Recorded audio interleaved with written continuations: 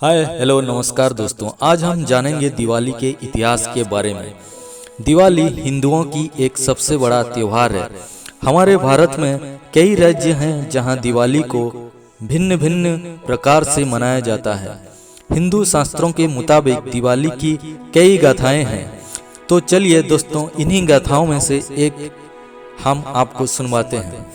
कहा जाता है कि इसी दिन भगवान श्री राम, माँ सीता और भाई लक्ष्मण जी के साथ 14 वर्ष वनवास के समाप्ति के बाद अयोध्या वापस आए थे। इसी दिन अयोध्या वासियों ने अपने राजा की आगमन की खुशी से अपने अपने घरों को साफ सफाई करके फूलों, दीपों और घर के आंगन में रंगोली बनाकर स्वागत किए थे और ये प्रथा आज भी कायम है। दिवाली 5 दिनों तक पालन करने वाला त्योहार है और इसका हर दिन का एक अलग ही महत्व है। तो चलिए जानते हैं दिवाली की पहले दिन के बारे में। दिवाली के पहले दिन है धनतेरस। शास्त्रों के अनुसार देवताओं ने और असुरों ने मिलकर एक साथ समुद्र मंथन किए थे। समुद्र मंथन में 14 रत्न मिले थे। इसमें से एक है भगवान धन्वंतरी। भगवान धन्वंतरी कृष्ण पक्ष के 13वें दिन अपने हाथों में अमृत का घड़ा लेके प्रकट हुए थे। भगवान धन्वंतरी आयुर्वेद के जनक हैं और सबसे पहले वो आयुर्वेद का ज्ञान दिए थे। तब से लेकर आज तक इस दिन को धनतेरस, धन त्रयोदशी और धन्वंतरी त्रयोदशी के नाम से मनाया जाता है। दिवाली का दूसरा दिन है नरक चौदशी। हिंदू शास्त्रों के अनुसार जब भूमि देवी के पुत्र नरकासुर का आतंक था, उसे वरदान था कि उसके मृत्यु केवल उसके माँ की हाथों से ही होगी और अगले जन्म में भूमि देवी ने सत्यभामा के रूप में जन्म लिए और उनका विवाह भगवान श्री कृष्ण से हुआ एवं उन्होंने नरकासुर का वध किया था। तब से लेकर आज तक इसी दिन को नरक चौदशी के नाम से मनाया जाता है।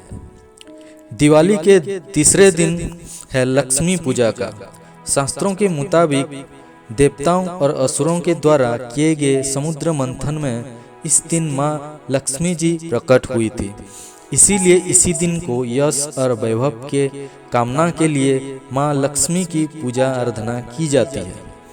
इसी दिन माँ लक्ष्मी के साथ भगवान गणेश की आराधना भी की जाती है। कहा जाता है कि माँ लक्ष्मी की कोई संतान नहीं थी। तब माँ लक्ष्मी ने माता पार्वती जी से भगवान गणेश जी को गोद लेने के लिए कहा था। तब माता पार्वती ने कहा कि आप जहाँ जाएंगी गणेश जी को अपने साथ लेके जाना, क्योंकि माँ लक्ष्मी कभी भी एक जगह पे नहीं ठहरती थी और तब से जहाँ भी माँ लक्ष्मी जाती थी वहीं गणेश भगवान को लेके जाती थी और जहां मां लक्ष्मी की आराधना होती है वहां भगवान गणेश जी की आराधना करना आवश्यक होता है। हिंदू शास्त्रों के मुताबिक इसी दिन भगवान श्री राम वनवास समाप्त करके अयोध्या लौटे थे और इसी दिन को दिवाली मनाई जाती है।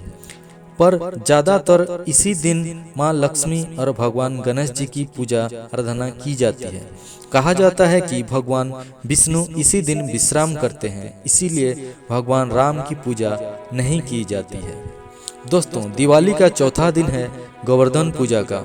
शास्त्रों के मुताबिक भगवान श्री राम जब रावण वध के लिए लंका जाने समय समुद्र पर बंद यानी पुल का निर्माण कर रहे थे, उस समय हनुमान जी ने गोवर्धन पर्वत को उठाकर ले आए, परंतु उस समय पुल निर्माण समाप्त हो गया था।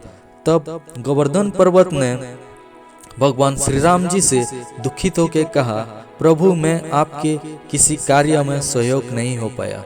तब भगवान श्री राम ने उनको वचन दिया कि अगले जन्म में वो उनको किसी कामों में जरूर उपयोग करेंगे एवं हनुमान जी को बोले कि उन्हें ले जाकर ब्रिज में स्थापित कर आए।